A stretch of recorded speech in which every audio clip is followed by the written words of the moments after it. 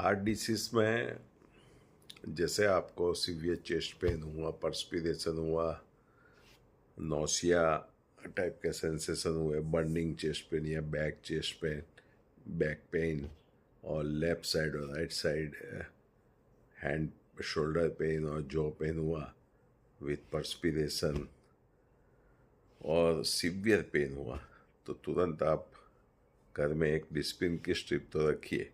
भले heart attack की kit ना रखे तो डिस्पिन की स्ट्रिप तो रखिए। तुरंत एक डिस्पिन चबा जाइए, तुरंत इमरजेंसी एम्बुलेंस को कॉल कीजिए, ईसीजी निकलवाइए। ईसीजी में एसटी एलिवेशन एमआई है तो इमीजिएटली 5 इन स्पेसिफिक थ्रोम्बोलाइटिक के इंजेक्शन आते हैं, रेटेप्लेस, टेनेक्टेप्लेस, वो आप तुरंत ले सकते हैं, जिससे लोही का गट्ठा डिजोल्व हो जाएगा। अथवा चेस्ट पेन रिलीविंग के लिए आप स्टेंटिंग भी करा सकते हैं, but that is only for emergency purpose point of view in golden hours, means maximum 6 hours. तो आप हृदय के स्नायु को यानी मायोकार्डियम को, मायोसाइट्स को बचा सकोगे। और एन स्टेमी है तो छोटा हार्ट अटैक बोलते हैं उसको, उसमें anti thrombotic injection and anti platelets लेना पड़ता है। फिर तुरंत ईसीजी कराने के बाद तुरंत इमरजेंसी मेडिसिन 108 एम्बुलेंस में आपको या कोई भी एम्बुलेंस में आपको दी जाएगी।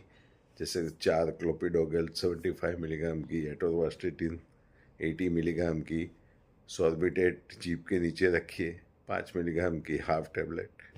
बीपी मेज़र कराइए, बीपी कम है तो सॉर्बिटेट मत रखिए, और पेन किलर नॉर्फिन और फोर्टविन जैसे इंजेक्शन आते हैं वो एक ले लीजिए एम्बुलेंस में ही।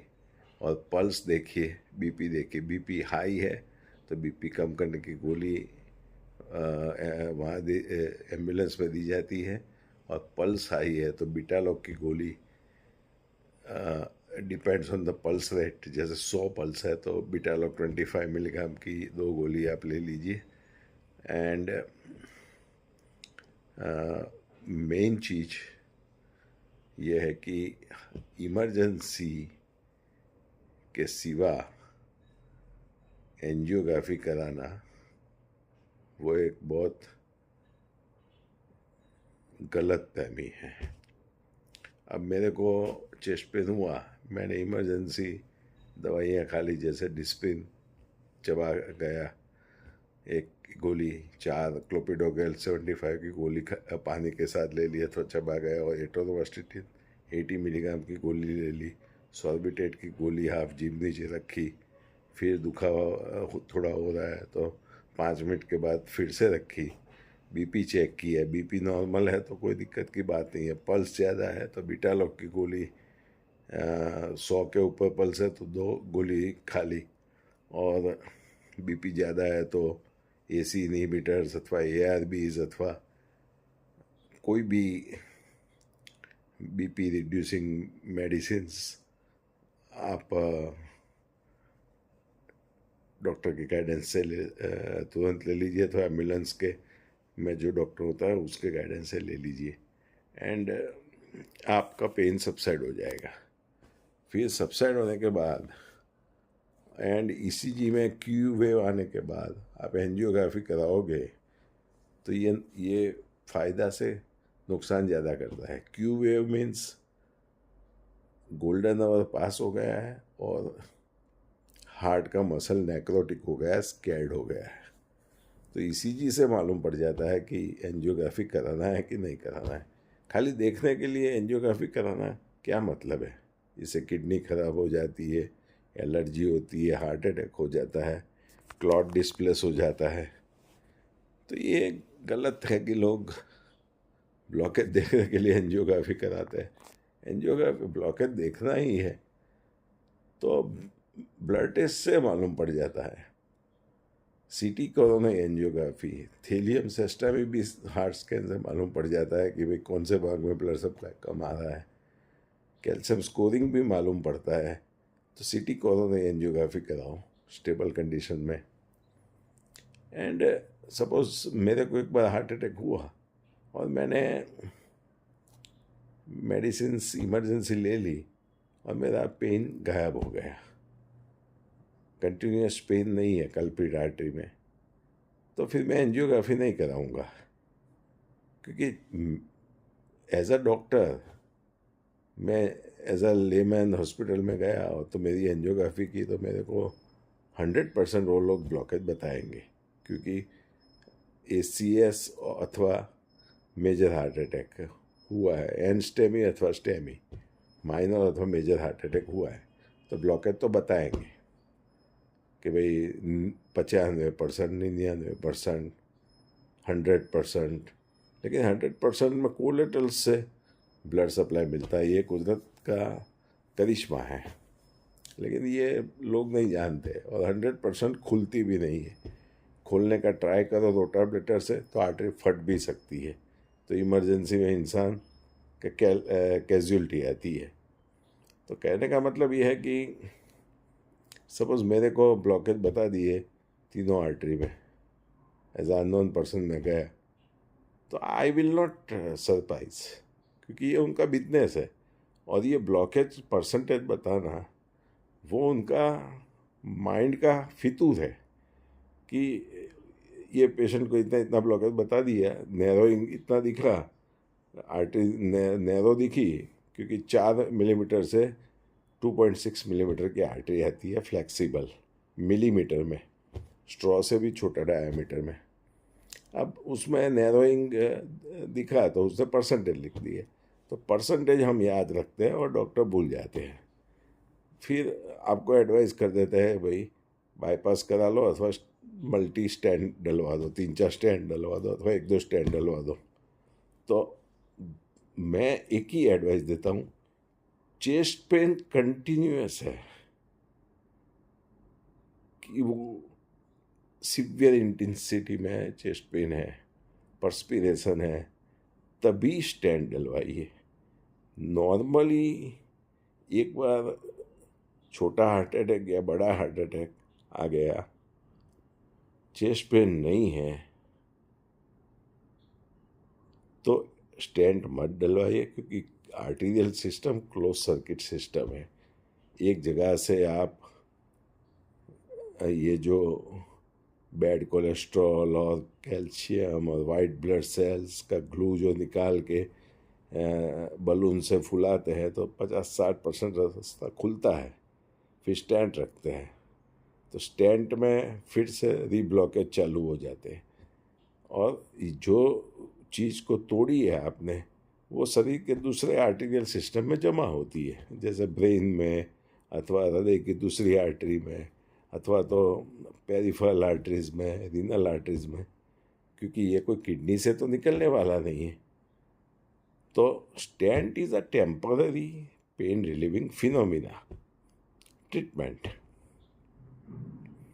और स्टेंट क्यूवेव ECG में आने के बाद स्टेंट कराओ या बाईपास कराओ, आपका पंपिंग नहीं इम्प्रूव होगा, क्योंकि स्केरिंग फॉर्मेशन एक बार हार्ट में हो जाने के बाद हार्ट का पंपिंग कम हो जाता है।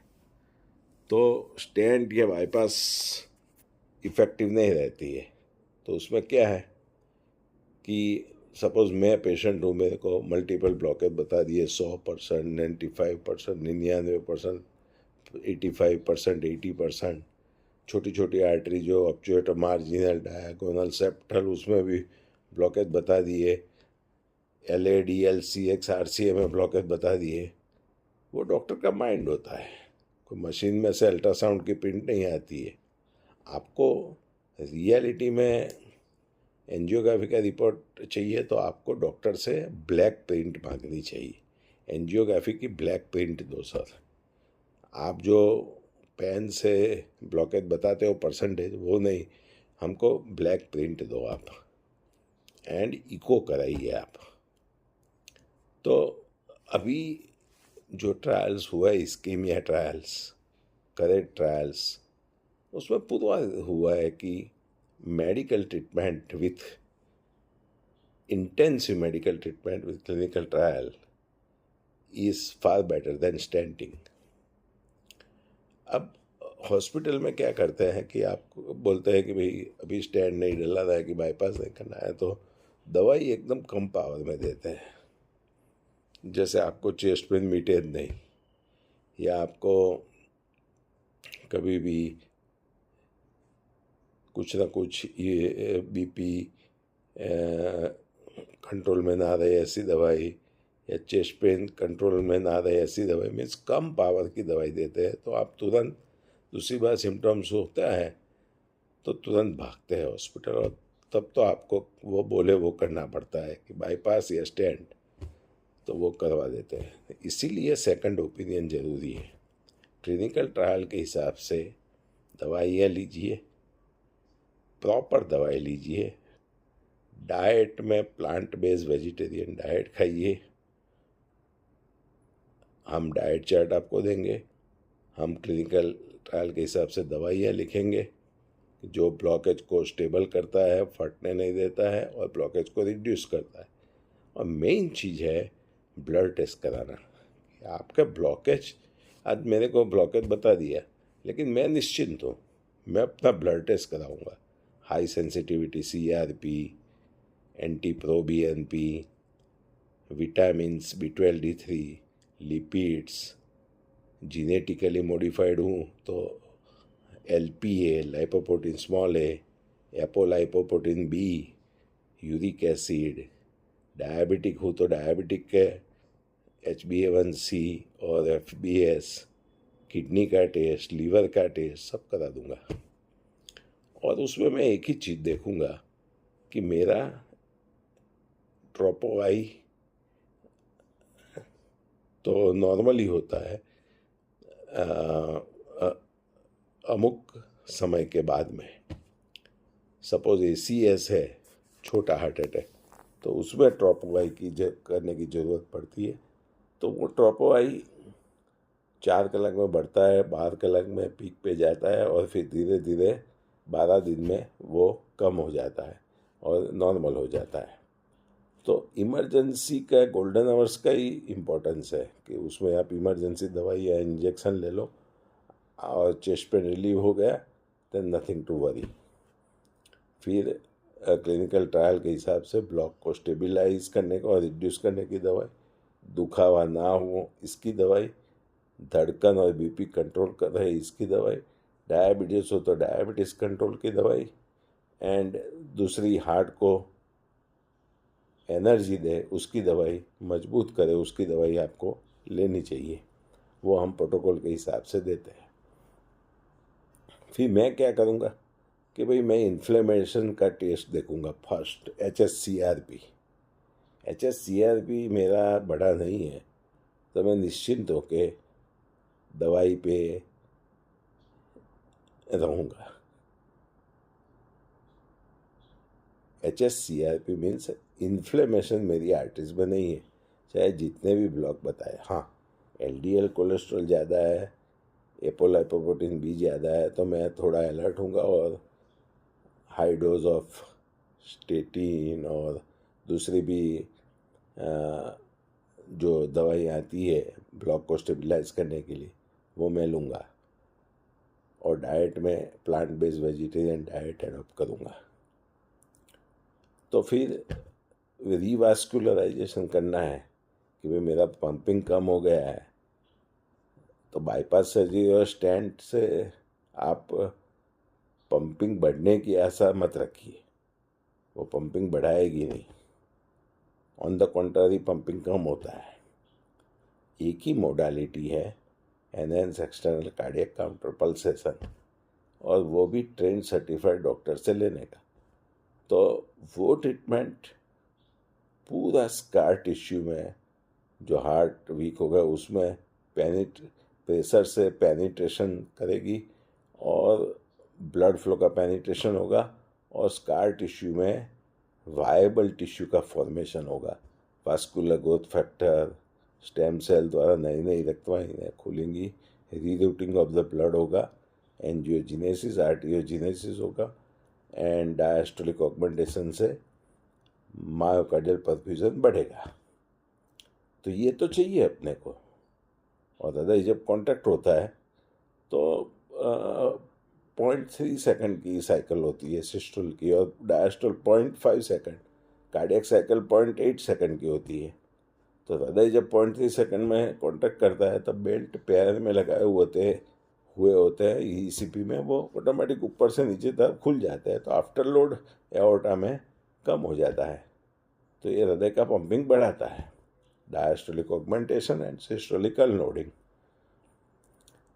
मेन चीज़ ये है कि ईसीपी में कार्डियक इंडेक्स बढ़ने से कार्डियक आउटपुट बढ़ता है। जो उस बाईपास सर्जरी में वीक पंपिंग वाले पेशेंट्स में ट्राई करते हैं कि भाई चलो बाईपास करें, नॉर्मली ये रिस्क नहीं लेते क्योंकि पेशेंट फैटलिटी में आ जाता है, कम पंपिंग वाला पेशेंट, तो आईएबीपी का ट्राई करते हैं। तो ECP is a non surgical IABP, intraaortic balloon pulsation. तो ये जो ईसीपी है, विग्रस ट्रायल के बाद में उसको हार्ट फेलियर के लिए, इंट्रैक्टेबल एंजाइना की ट्रीटमेंट के लिए, मीन्स छाती का दुखावा की सीवियर ट्रीटमेंट के लिए, या नेचुरल बाईपास के लिए, कार्डियोजेनिक शॉक, हार्ट अटैक, उसके लिए अप्रूव की गई है एफडीए द्वारा। यूएसए में, कनाडा में, यूरोपियन कंट्रीज़ में, सऊदी में, रशिया में, इंडिया में, कई भी जगह जाओ ये ईसीपी एफडीए अप्रूव्ड। लेकिन पॉलिटिक्स के हिसाब से, और दूसरा ईसीपी में भी कई ठग डॉक्टर्स होते हैं, जैसे बाईपास सर्जरी स्टेंट में ठग डॉक्टर्स होते हैं, ऐसे ही ईसीपी में भी होते हैं। वो फ्रेंचाइजी नॉन मेडिकल को दे के हेफाजत कोई डिग्री लेस डॉक्टर या किसी को चलाने दे देते हैं और सेंटर चालू कर देते हैं, और उसमें रिज़ल्ट पेशेंट को मिलता नहीं है, तो ईसीपी का नाम अच्छा नहीं आता है। ट्रेन डॉक्टर से लीजिए, आप ज़िंदगी भर याद करोगे कि भाई ईसीपी ही कराना चाहिए, बाईपास सर्जरी को टच नहीं करना चाहिए। हमारे यहाँ हार्ट ट्रांसप्लांट के पेशेंट्स 8 साल से पहले हार्ट ट्रांसप्लांट के पेशेंट 30 लाख का खर्चा बताया था साइंस सिटी की एक बड़ी हॉस्पिटल ने। हमारे यहाँ ईसीपी लिया, आज भी खेती कर रहे हैं। एक मैडम को बाईपास किया, 2 स्टेंटिंग रखे, फिर भी 20-20 सॉर्बिटेट खानी पड़ती थी। ईसीपी लेने के बाद वो नॉर्मल हो गई। मल्टीपल ब्लॉकेज वाले पेशेंट्स आते हैं, कम पंपिंग हो जाता है, रिवास्कुलराइजेशन, सर्जिकल रिवास्कुलराइजेशन फैटेलिटी लाता है। तो ECP is a best tool along with medical treatment and diet protocols. तो इसको एडॉप्ट करिए, बट ट्रेन डॉक्टर से। और सिर्फ फ्रेंचाइजी वाले डॉक्टर्स यूट्यूब या इंस्टाग्राम या फेसबुक में वीडियोस चलाते हैं, लेकिन वो डॉक्टर्स ठग होते हैं कि जो सस्ते मशीन दे देते हैं नॉन मेडिकल को या दूसरे जो कार्डियोलॉजी में नॉलेज नहीं है ऐसे डॉक्टर को, और 30-40% पैसा खा जाते हैं। ऐसे कई सेंटर्स डाल देते हैं। That's why ECP is I can say that it is under question mark at hospital,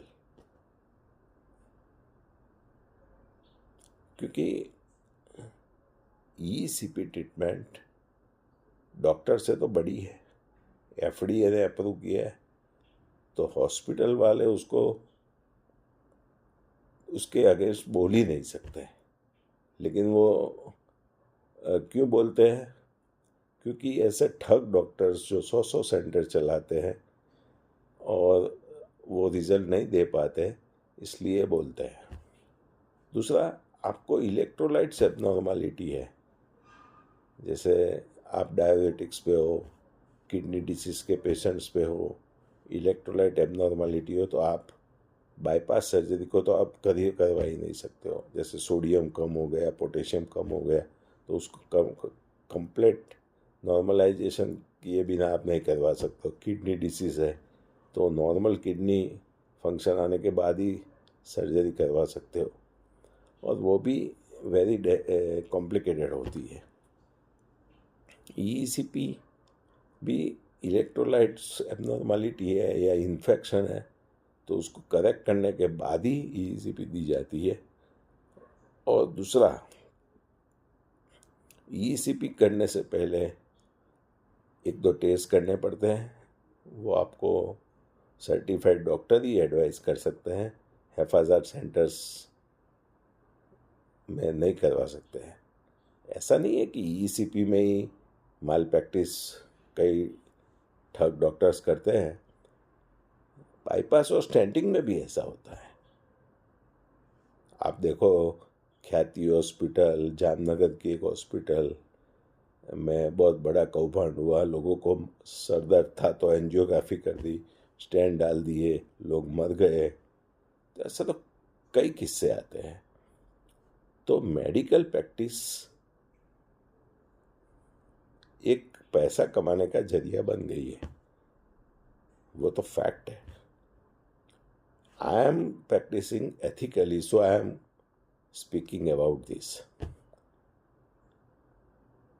तो पेशेंट्स को intensive medical treatment certified ECP specialist से ट्रीटमेंट लेना चाहिए। रिव्यू, पॉडकास्ट, एडवर्टाइजमेंट, ये सब तो दिखावा है। ग्राउंड लेवल पे कौन अच्छा रिजल्ट देता है वो आपको माउथ टू माउथ पब्लिसिटी से ही मालूम पड़ता है। रिव्यूज़ तो पैसे दे के डाले जाते हैं,